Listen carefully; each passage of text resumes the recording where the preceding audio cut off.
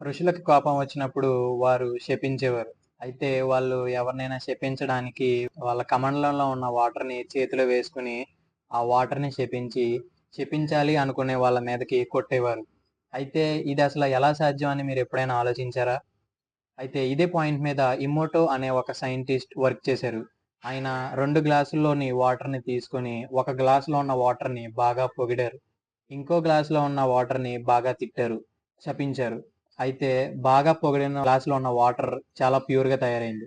అయితే ఏ గ్లాస్‌లో ఉన్న వాటర్‌నైతే శపించారో, ఆ గ్లాస్‌లో వాటర్ తాగడానికి కూడా పనికి రాకుండా పోయింది.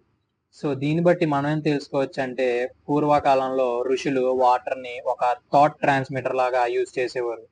ఇంకా ఆ వాటర్‌ని యూజ్ చేసి పాజిటివ్ ఎనర్జీని గాని, నెగెటివ్ ఎనర్జీని గాని పాస్ చేయడానికి ఒక సోర్స్ లాగా దాన్ని ఉపయోగించేవారు. సో, ఇవన్నీ తెలిసాక కూడా మనకి రైజ్ అయ్యే ఒక క్వెషన్ ఏంటంటే